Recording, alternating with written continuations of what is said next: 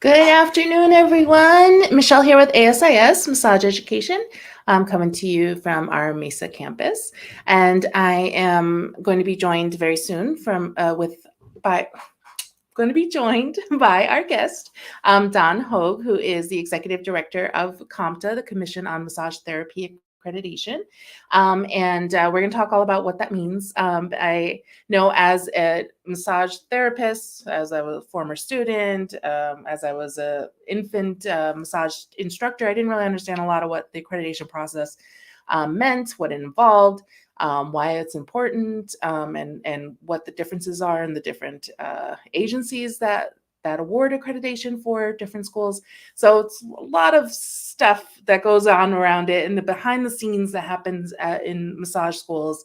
And as most of you know, watching the streams, that I try to bring a lot of content to our students in particular of topics that might be interesting to them that we don't always get to cover in our basic massage therapy courses. So I thought it would be really educational for our students and people in general in the massage community to understand this process and what it is about and what's involved. And so I'm so excited when Dawn said she would come on and be our guest and talk a little bit about it. So let's bring her on and say hi. Hi, Dawn. How are you? Hi, I'm great. Thanks. Yay. How are you today, Michelle? I'm doing very, very well. Thank you so much for joining me today. Thank you for having me. It's my pleasure. Yeah, I'm really excited about this. I know it sounds like weird to say excited about accreditation. It's not super glamorous as some things might seem sometimes, but just the importance of it and some of the behind the scene things. I think as I started to learn about the processes and what goes on, was really fascinating to me about all the working pieces that happen. So I'd love to get into that. But first, I want to know a little bit about you. How did you get to this point? Executive director of an accreditation agency. That's like a pretty big deal, I think. So what brought you to this journey? How'd you get to this place? Yeah, what a nice way to just introduce myself. And I agree. I consider it a blessing. I consider it a real honor to have this position, executive director of COMTA. I've been in this position now. This is my third anniversary. I've just passed my third anniversary officially. Thank you. As executive director, I was acting executive director for about a year and a half prior to that. And my experience with COMTA actually started 15 years ago in 2007 when I came on as a volunteer peer reviewer. Okay. Going around the country with teams of my colleagues, to do site visits. I loved it right from the get-go and continued to do that until 2012 when I was elected to the commission, our board of commissioners, our governing body. And I served on that until I shifted into the acting executive director role in around, I think, 2017, 2018, the years all start to blur, especially these last couple. I was chair of the commission for a while before, again, my transition to the staff side. And really, I have to give credit to my massage therapy education 26 years ago. I can't believe I went to massage school 26 years ago. It feels like Yeah. yesterday. For those Yeah. of us, maybe in that same boat, it's like I Yeah. can remember it just like it was yesterday. And that Yeah. really started me off in a career path that I never thought would kind of evolve to this place, but I feel Yeah. really blessed that it has. So, Yeah, that's so exciting. I can imagine just from what you're saying that we probably had some similar things in our career. I've been 20 years a therapist and just getting more involved and more like wanting to understand more about what's going on and to help and to accelerate the programs and just highlight the field and talk about the importance and uphold the standards and things like that. That was like, what else can we get involved in? So yeah, what else can we right. do? Yeah. Right. Yeah. As a Yeah. therapist, those first few years, I just was tunnel visioned on clients, client Mhm, practice mhm, only. mhm. And then, after that, I kind of wanted to, yeah, expand that Right, perspective, teaching, administration, state right, board regulation, and, into the compliance arena. So, yeah, right. I think that's a natural progression for many of us. Yes. So you probably have a pretty good understanding of what goes behind the scenes of massage schooling. Hmm. And what I always tell people this, and I wonder if you agree with me, that I say the teaching of the program is such a small percentage of what actually goes on Yeah. with massage schooling. That I don't think people realize that it takes more than just someone who has a passion about helping students and wanting to get them great work. And that this is part of why I wanted to have this conversation. Like, let's talk about all that other stuff behind the scenes stuff, right? Totally, Yeah. totally. I've heard the analogy made about like a restaurant Mhm. environment, the front of the house, the back of the house, right? Yeah. And so the front of Yeah. the house, in the classroom, students engaging every day, and all that goes on in the back of the house or behind the Mhm. scenes often, or Yeah. side by side, with that front of Yeah. the house, with administration and operations.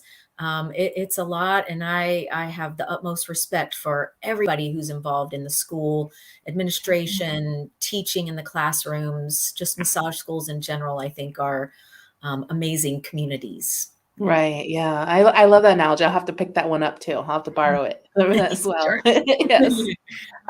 So I know as a student myself, I called different schools and asked about what they were teaching. I wanted a certain population I wanted to work with. I wanted to make sure the hours were going to work well with my schedule. It never once dawned on me to think is should I be asking what are their like where are they accredited if they're I didn't even know what accreditation was at Yeah. the time. And Uh-huh. so for some of our students in particular, who that's the most of our audience that watches these live streams, could you explain a little bit of what accreditation in general is for a school, and particularly massage schools? Maybe you might help for that specificity. Yeah, for sure. So, I mean, you can think of accreditation from a few different perspectives, but essentially it's a process that acknowledges schools and programs because Mhm, COMTA, we accredit massage programs within, for example, a community college, as well as standalone schools like ASIS. mhm, It's a process that acknowledges schools and programs for achieving a high level, a high quality of academic performance, academic mhm, integrity. It also relates to schools that demonstrate a sound level of financial responsibility and a mhm, commitment to ongoing improvement, that ongoing self-evaluation, analysis, review, and mhm. improvement in overall effectiveness. Yes, I love that answer, and I know I put it in one of our other topics to cover about the financial aid part of it, their Mm, financials.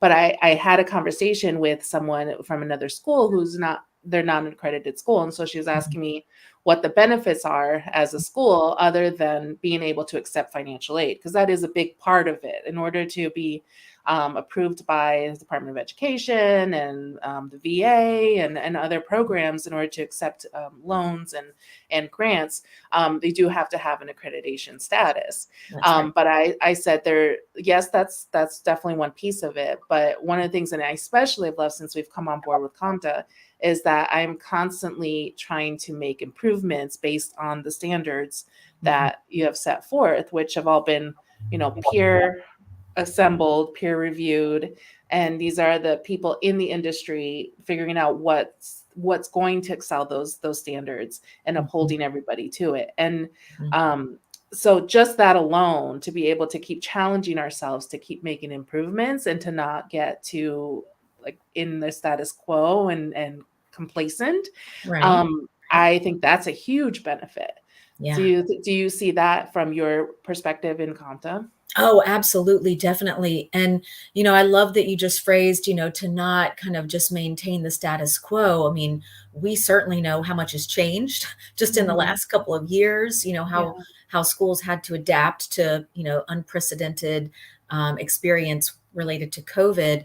yeah. But, I think that it's valuable for any school, whether it's on a yearly basis, a cohort basis, certainly an accreditation Mhm. cycle basis, to Right. have that, like, taking an inventory of how Mhm. we're doing, Yeah, what we're doing and how we're doing it, and how can we improve upon that. I think that's a common denominator I see among our schools, and our kind of philosophy is that, even if you are doing great, there's always some way that you can refine that even more, or expand or mhm. extend. And so I always keep that at the forefront, Yeah, that that process of continual self improvement, really at the yeah, heart of accreditation. And I appreciate so much that you emphasize the peer driven aspect of it. Yes, that's yeah, very yeah. important. Yeah. I really like that, and that can lead me to my next question about COMTA specifically. So, Mhm. there are many agencies out there that do accredit post-secondary schools like Yep. ours, and we're pretty new. We're little babies to the COMTA community, just a couple year plus ish at this Yep. point. And one of the reasons we switched over is because COMTA it just accredits. I shouldn't say just because it minimizes, but the only programs you credit are massage and bodywork and aesthetics. That's right. Right. That's right. Right. Yes. Yes. And so do you feel that that sets you apart, or is it limiting, or what is it about COMTA and that part that's important for us to know? Yeah, I definitely think it sets us apart. Mhm. We are the only agency recognized by the US Department of Education that's specialized, as you said, specialized for massage therapy, body work, and aesthetics. So that specialized recognition is unique, and we're very proud of that. Does it Mhm. limit us? I would say no. It certainly Mhm. creates a specialized focus. And Right. so, massage programs that are a part of larger career school Mhm. environments may not be eligible for COMTA accreditation, but we're certainly here to provide support, to all of Mhm. our colleagues in the Yeah. profession. But schools that specifically teach massage, bodywork, and aesthetics are our focus.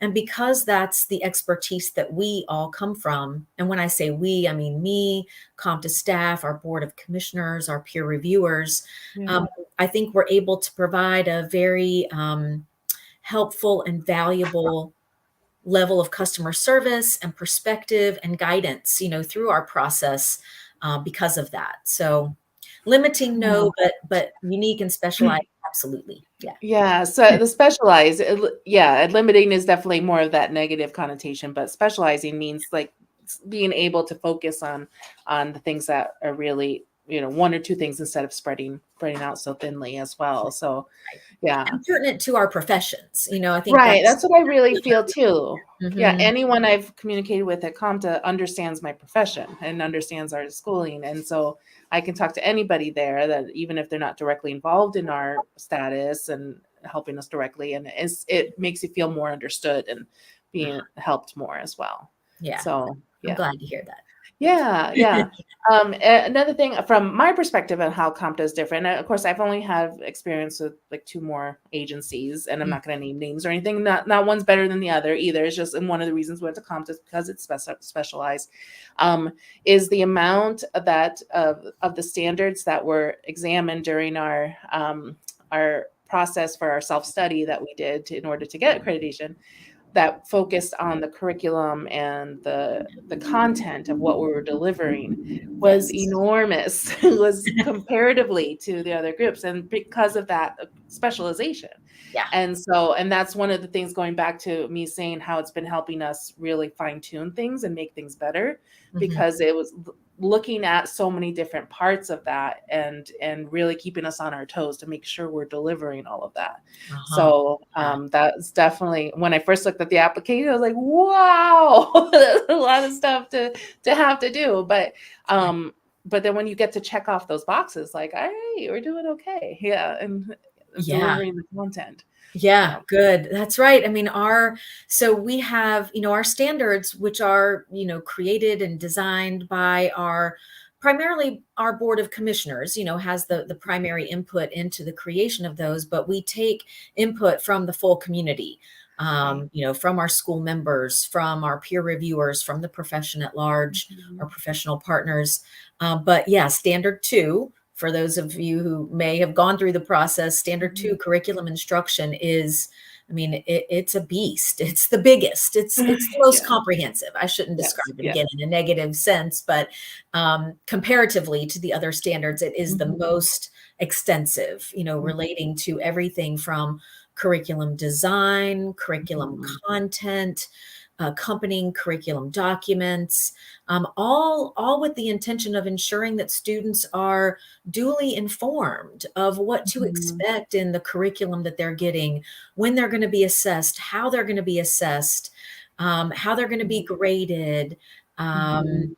you know, how clinic operates, and Right. standards and expectations around clinic and externships. And again, all designed to give that highest level of quality and integrity, Mhm. that we think is applicable, again, all applicable to the profession and their professional Yes. development.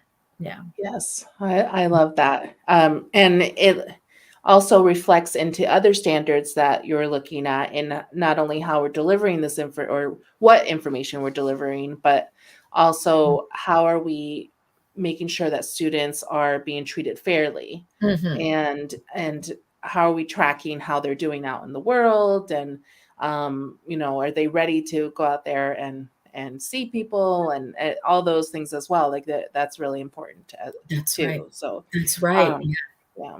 You Yeah. know, I'm recalling a conversation I had with someone recently. She was from a non-accredited school, and actually, I say recently, this might have been within the last year. She was attending a non-accredited school, and things like a graduation date had not been provided to her. Standards for graduation and completion were not made clear. Um, Mhm. Syllabi and course expectations weren't delivered in a timely way in advance. So it was an interesting conversation, a valuable one, again, to kind of Yeah. reinforce some of the things that I think I take for granted a little bit as part of Mhm. accreditation, but looking Yeah. at it through that consumer lens and realizing how valuable it is to go to a school that and can be assured have parameters, have structure and a framework in place, Mhm. again, that really Yeah. assures the consumer to get a quality education. So, Right. Do mm. you ever hear from people, or have heard from people who have heard from people, that think that that kind of takes away from the maybe intuitive nature of our work, or the more flowy, like spiritual side of it, and kind of defeats the purpose of some of the things that some of us as healing workers or practitioners are trying to do? Do you ever Mm. get that? I don't get that so much. I think Mhm. what I get more of is a question, and maybe am I going to be able to keep the essence of what my school is about and my unique Mm. mission and the unique ways that I want to, that I think are valuable to teach students or evaluate my faculty. And Mhm. my answer, I think, is often a surprise to them when I say yes, Mhm. absolutely. Our standards are a framework. They're not meant to kind of standardize. Although Mhm. they're standards, they don't standardize. They Right. establish some consistency, but Right. they're a framework in which every school can still, offer the unique courses that are, again, are true to their mission and their Mm. values.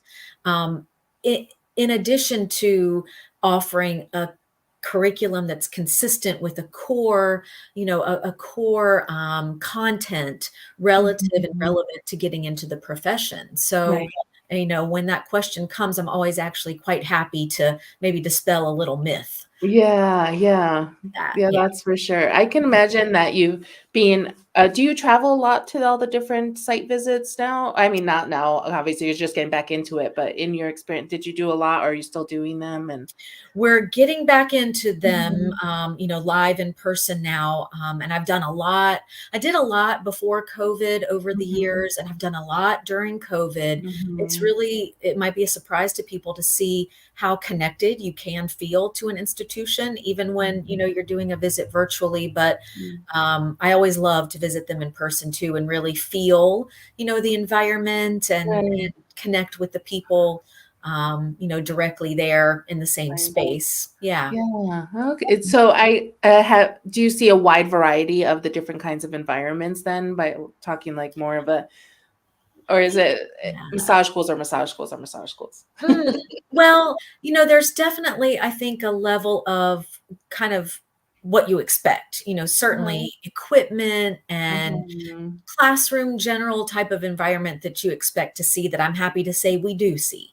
Yeah, That's a good thing. And yeah. at the same time, every school is unique. Some Mhm. are in historic buildings, and Yeah. that's part of their charm and character that they love to kind of, show in a visit. Some are, love to show their clinical nature and focus. Uh-huh. Some within the community college environment, have resources at an institutional level that, Yeah. are just really wonderful for their students to utilize. Mhm. And, that gives kind of a different feel and flair to their program. So I guess Mhm. it's a mixed answer of yes, there's Yeah. some consistency in a very, reassuring way. Um, Mhm. and each school is, yeah, it's really unique also. Yeah, yeah. Mhm. That'd be really cool now that I know we've talked about the site visits before, and I'm like, from a curiosity point, I'm really interested in, in checking that out. Yeah. Just to kind of get things idea. Because what I'm leading to at this too is I can imagine going to the different schools you might see some things that they're doing really, really well or in a unique way that then maybe other CompTIA schools could experience that information from, which is I'm I experience through our CompTIA Connect conversations that we have. Uh-huh. Yep. And so I wondered if that's part of what CompTIA is trying to accomplish with helping improve everybody's resources and connections as well with other schools. And is any of that part of what you're working to accomplish?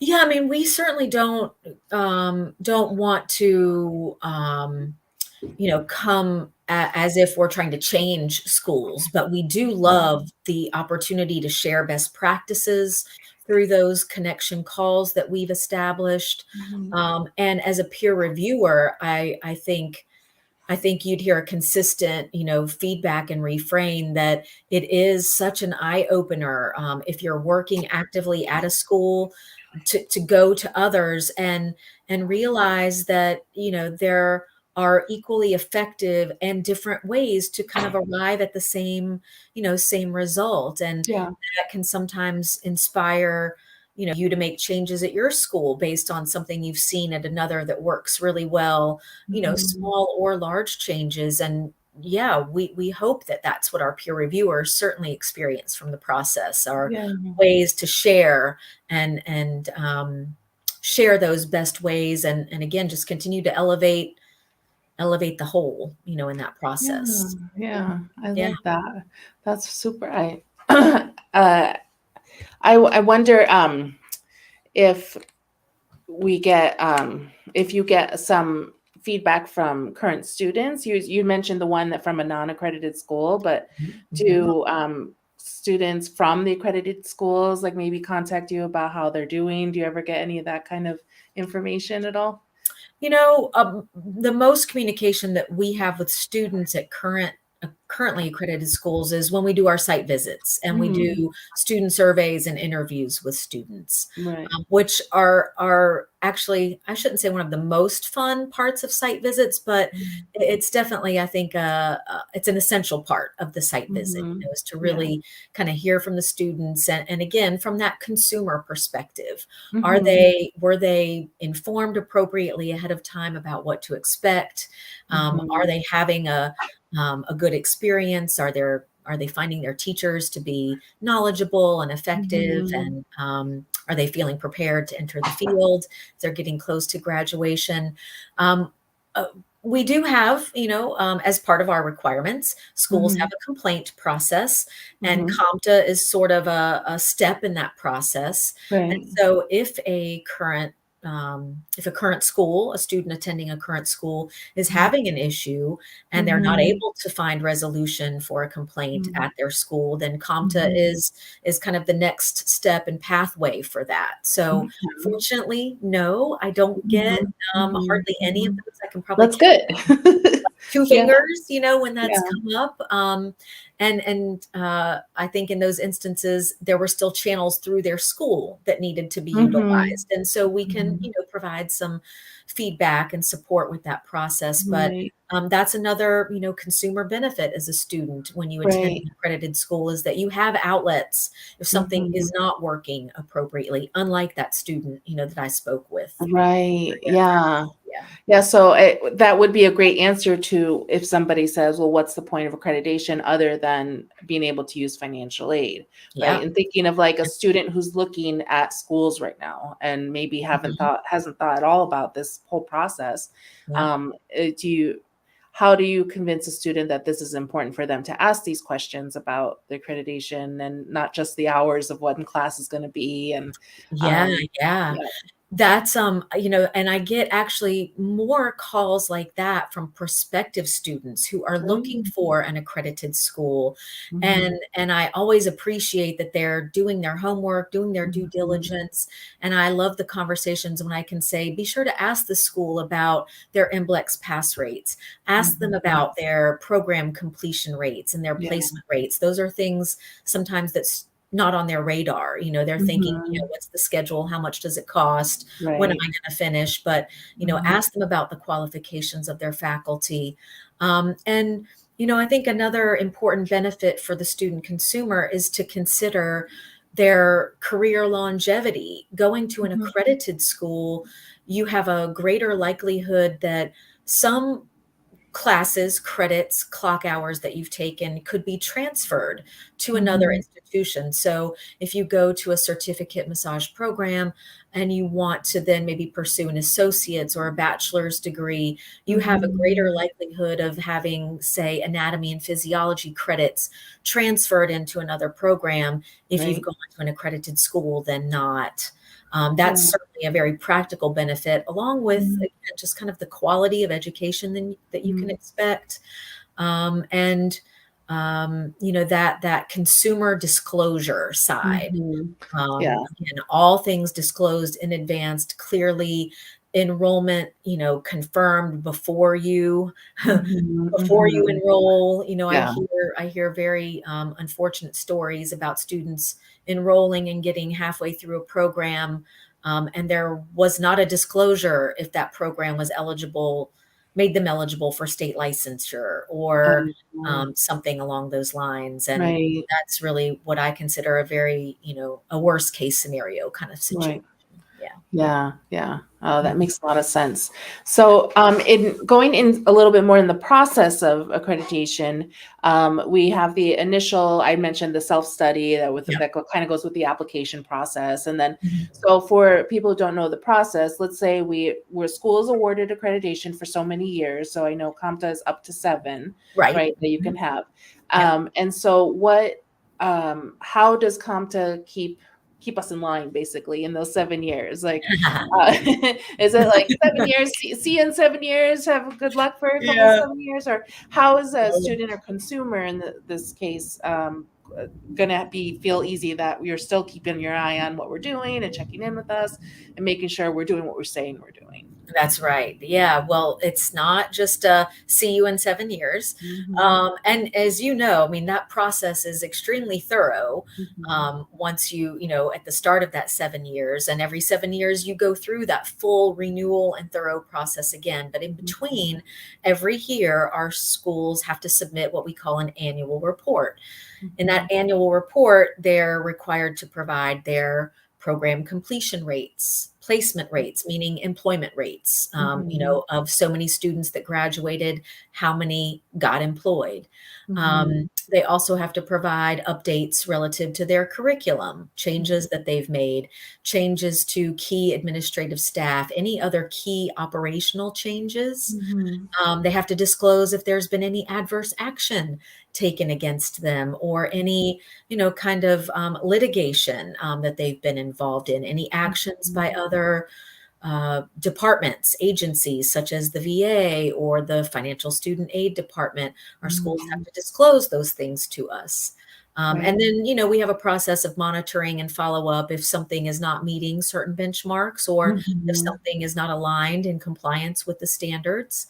Yeah. So there is that ongoing monitoring, as well as financial reporting that's required to be provided every year as well, so that we can continue to assess the financial stability in an ongoing way. Mhm. Right. Yeah. So yeah, definitely keeping us on our toes. Yeah. Yep, yep. I mean, again, it's done in a way that, I hope doesn't feel restrictive to schools, No. but again, just provides that continued monitoring. Yeah. Yeah. Yeah. Yeah. That's awesome. I know sometimes some people feel like it's a little too much, like people wanting so much out of you, and I know it's a lot of work. We have a whole team that takes care of all the little pieces that compile all the reports. Yeah. Um, but it's so important to make sure that we're doing what we say we're doing. And also we get to, I love helping with the completion numbers too, or the placement numbers, because I get to hear, where everyone's working. And a lot of times when I get, our career services team reaches out and says, have you heard from so? I'm like, oh yeah, they're here, they're working here, they're doing this, they're having a great time. Because as soon as the students get a job, a lot of times they'll call right away or email, Mhm. and or post it on social media or something. So that's some of the most fun I have being in this position, to see them happy and employed and going Yeah. out and doing good things, and yeah, Yeah. and helping more and more people. So that's a I bet. that's a fun part to record, that we're blessed with Absolutely. a lot of people. Yes, I'm glad, I'm glad. I mean, massage school there's lots of benefits that come from it and the experience, but, Mhm. hopefully the leader of that list is getting in the field, getting a job that you love, and so, Yeah, yeah, I always loved that too when I worked at the school where I yeah, worked, hearing yeah, about how everybody was doing in the field, and, their yeah. learning curve after school, which is a big one, you know? Yes, yes. Yeah. So we had a lot of those kind of conversations, like, "I don't know what to do next," or, "How do I do this?" or, "What can I come back home?" I get some of those Right, all the time. I have a right. lot of students like, "Don't make me leave." I'm like, "You guys know you always have a home here. That's So, right, that's you right. can always come back and bother me as much as you want. So, sorry to bother you." Yeah, or come back and, assist and teach in a couple of years, right? Mhm. Yeah. Yeah, exactly, exactly. And so we're preparing, I mean, we're getting the red carpet out for you and everything, but we are preparing for the site visit that we're gonna be having here in July. Yeah, So you did mention the site visit a little bit earlier. So we had a very unique site visit because it was at the pretty early start of COVID shutdown of yeah, things, and so it was virtual, so we're finally getting the in-person portion of it. yeah. But can you say a little bit about what happens during site visits, and what everyone's looking at? And I know we mentioned some pieces of it, but Mhm. what can we expect in July, and what should I be doing to get ready? Well, I'm sure you're ready Yeah. already. And so, the site visit I mean, it's a key component of Mhm. the overall approval process. And that's where a team of our volunteers, Mhm. and it's usually three, sometimes maybe four people, and they are, professionals from the field. They're educators, they're administrators, they're Mhm. practitioners, people with management experience, again, education, administration experience. We come to the school for usually 2 days, 2 consecutive days, and it's a series of interviews with key staff, faculty, interviews with students, lots of observation, kind of fly on the wall approach, Mhm, sitting mhm. in on a class, observing how it's going, observing Yeah. clinic operations. Mhm. It's our chance seeing the facility live in person. It's our Mhm. chance really to verify that what a school has said they do in the self-study, we see they do in person. Mhm, You know, mhm. you can say you do anything on paper, but Right. the role of the site visit is to see that, yep, that's exactly what's done. Or if it's Mhm. changed, okay, here's how it's changed and different from when it was described in the self-study. So, that process can sometimes be a little, a little angst ridden for schools. I went through it Yeah. at the school where I worked 3 times. And, Mhm. even by the third time, I was still like, okay, I want this, I want this to go smoothly and well. And, Right. I didn't just like kick my feet up and say, Yeah. each time you learn how to prepare better and better as well. Mhm. So you can expect for my visit, it will be, because we've done all of our other verifications, file Mhm. reviews, and all of that. Mhm. It'll be focused on observing class and clinic and Mhm. talking to the Mhm. people that are there, which I'm so excited about. So, Yeah, yeah, like I we're said, I'm looking sure forward you're to it. ready. Yeah. Yes, yes. I Yeah. know, I was looking when I sent you the calendar ahead of time, I was looking at what classes are coming, I'm like, "Okay, okay, okay." Yeah, that's it, yeah. Those Yeah. are fun ones, we're good. Whichever ones you pick, they'll be fun. Yeah, and it's Be in good our to, I love to tell schools, especially if it's the first time they're having a site visit, share it with your faculty and your students, like in Mhm. a way that gets them excited. Like, hey, Yeah, these visitors are coming to see us, and right, it's our time to shine and really kind of show off our school and be proud of what we do here. And they're going right, to ask you questions. Don't be nervous. Just yeah, answer, from your experience. And right. I think that's the best way for schools to prepare for the Mhm. visit. Yeah, Yeah, yeah, that'd be super fun. It's gonna be here before you know it, and that's I'm right. sorry it's July in Arizona, but, Okay, we'll make that's sure the okay. AC is working very well. Yeah. Well, I'm planning to go on a hot air balloon ride sometime during that Oh, visit when nice. I'm there, and that's been something I've wanted to do forever. So Oh, I'm that's super psyched to awesome. match up a little pleasure, a little business, Yes. and yeah, Yeah. That enjoy. is some of the benefits with me getting involved in massage associations and everything else that I've been able to travel and Uh-huh. enjoy things while you're volunteering. So just a little That's right. plug for people getting more involved into the industry. Just That's saying. right. Yes. So Good plug. yes, yes, exactly. Mm. Which I just got to go to Denver a couple weeks ago, and that's Uh-huh. what we talked about. I met, got to see Cliff, who is Yeah. now officially not commissioned on the commission anymore. That's right. He has Right? Yeah. passed the gavel of the commission chair role on to our new chair, Jeff Harmon. Jeff Mhm. is, Cliff. I've worked with Cliff, gosh, for over 10 years now. Mhm. And, he and I had a great, working relationship and personal friendship too. Cliff Yeah. was an outstanding chair. I passed the gavel to him and he Right. passed it to Jeff. And Jeff's been with the commission. Dr. Jeff Harmon has been Mhm. with the commission, gosh, since I think 2010. So he knows Wow. COMTA very well. He knows higher Mhm. education, accreditation. But yeah, I'm glad you got to meet Cliff because Yeah. he's a delight, and he's been in the profession for decades Yes. and Yes. knows all aspects and Yes. just about everybody. So Yeah, I shared with him a personal story about me that I actually met him one other time, when Mm. I was still a massage student, Oh, and wow. he was at an event that was in Vegas, and I was telling him that he goes, "I remember it was this and this," like, "You remember what it was?" Uh-huh. And I said, "He made a speech about getting more involved in the industry, and he was giving Oh, some yeah. in examples of places you can do that." And I said, "I gotta learn about these places."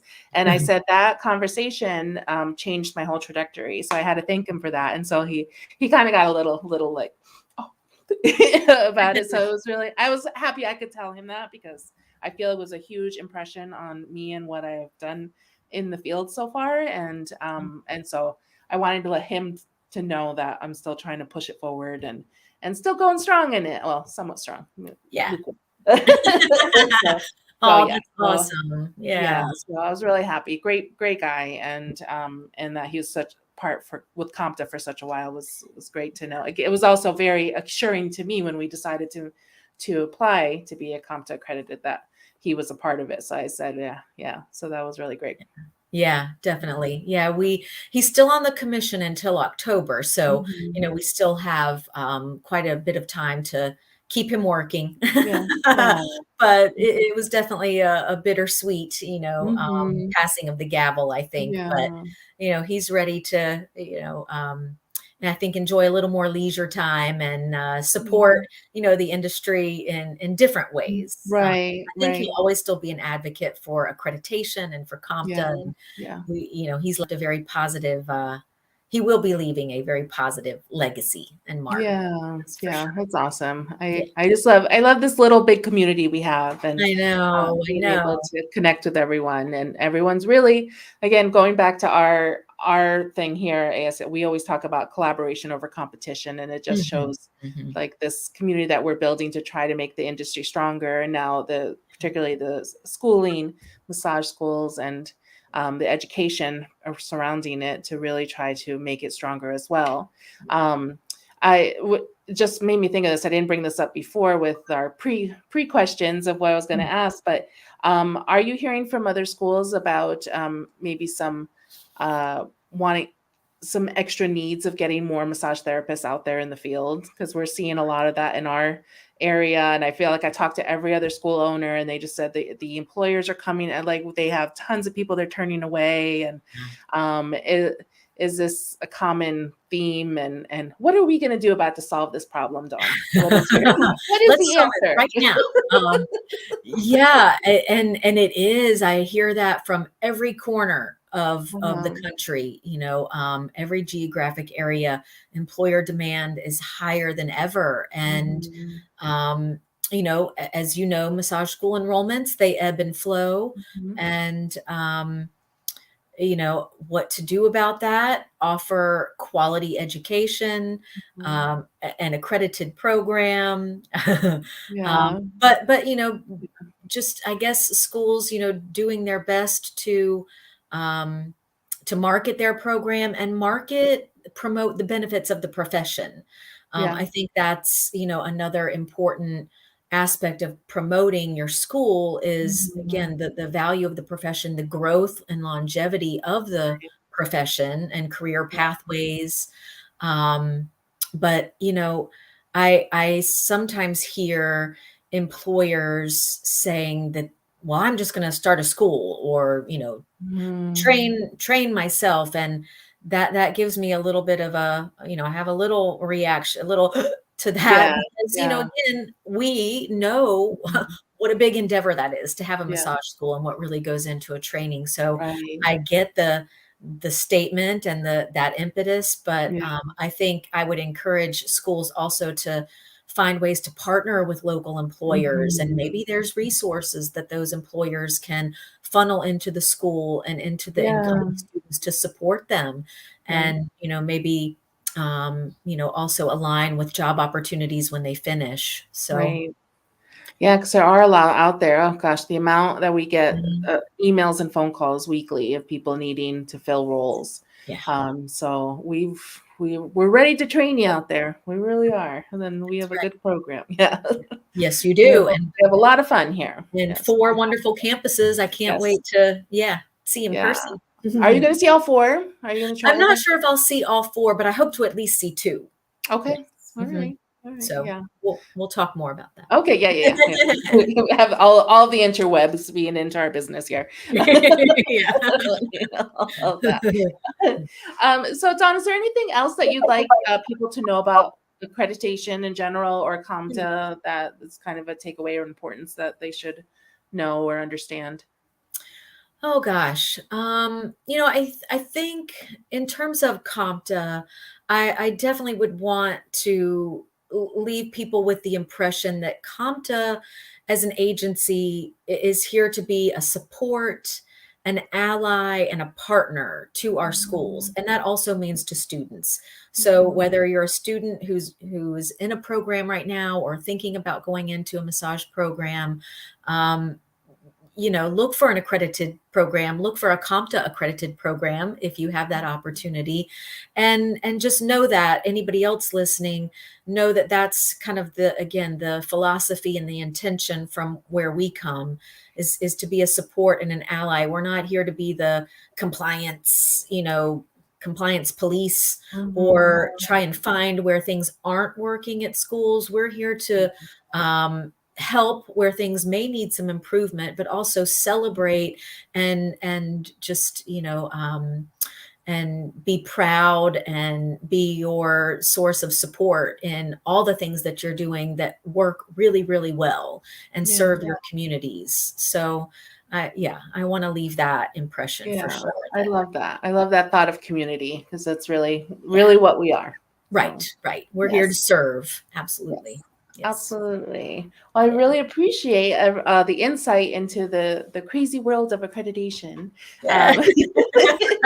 I'm glad. Thank you for giving me the opportunity to talk about it, especially in a nice, relaxed way with, someone that I enjoy connecting with. And, likewise. Yes.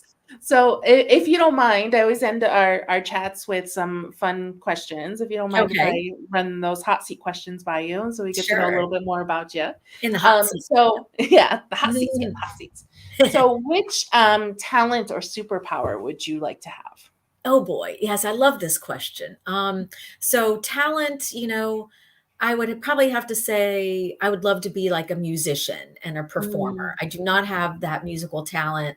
I karaoke in my car, but I wouldn't want anybody to hear me. So I probably want that talent and maybe a little bit of like psychic power, mind reader power. I like, that's a nice combo. If money or circumstances weren't issues, where would you most like to live in the world?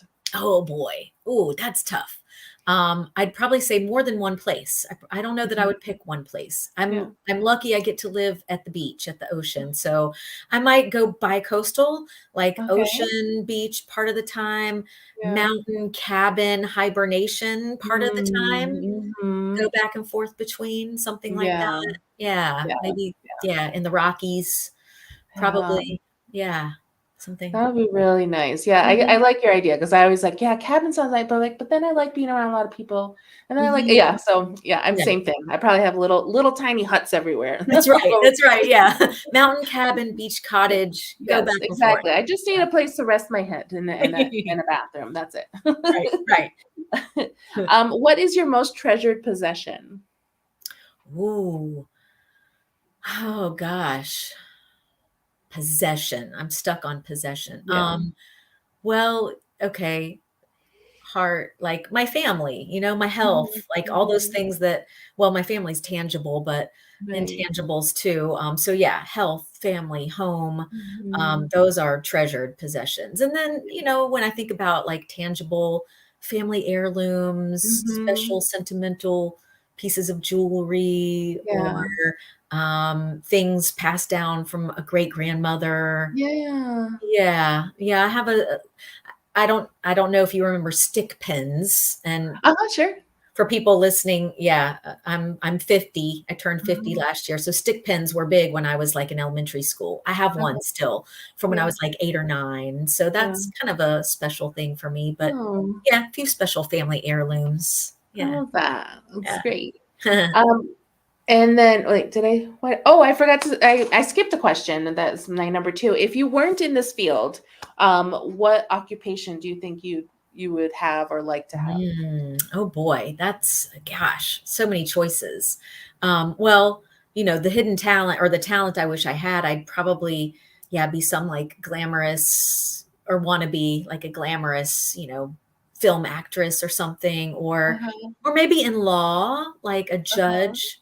Maybe not a Supreme Court judge, but judge, lawyer, advocate, something like that in the legal system. That'd be great. Fighting for all the little people. I love it. That's right. Yes, definitely defender, not a prosecutor. I'd be a defender. And the last one, what would you tell your 18-year-old self? Oh, that's a good one. 18. Whew. I think I would tell my 18-year-old self, like be grounded and really be present, Mhm. because you've got a lot of awesome opportunities at hand and that are Mhm. coming in your life, and like really just be present with them. You know, be here now. Don't be Yeah. thinking about 10 years from now, 5 years from now. Right. I would tell her, don't worry. You're Mhm. good. It's all good. You Yeah. know, all is well. And um, it's okay to put yourself first. Yeah. Yeah. Yeah. Yeah. Mhm. Oh, that's awesome. I like that. It's a hard lesson. I think even as a grown up, know better or should know better person. That's really hard to do. Yeah, for Yeah, sure. agreed. Work in progress. Yeah. Yes, absolutely. It's it all. That's pretty much Mhm. our life. Yeah. Right. Indeed. Yeah. Yes. Well, Dawn, thank you so much again for joining me today and having this conversation. I really, really enjoyed it, and Yeah, I me know too. it helped explain a lot of this process, and hopefully made it for others to really understand some of those behind the scene things that we're all working on, and people wondering why I'm always on the computer doing things because I have to do stuff. Like, what are you into now? Right. So I hope you have a great weekend this weekend, and Thank to you. everyone out there, we'll hopefully see you again at another live stream. Check out our playlist on YouTube for past live streams. There's a good 40, 50 of them there that you can see a lot of different topics in the massage industry that might be of interest to you. So we will see you next time. Thanks, everybody. Thanks, Michelle. Thanks, Yay. everybody. Thanks. Bye.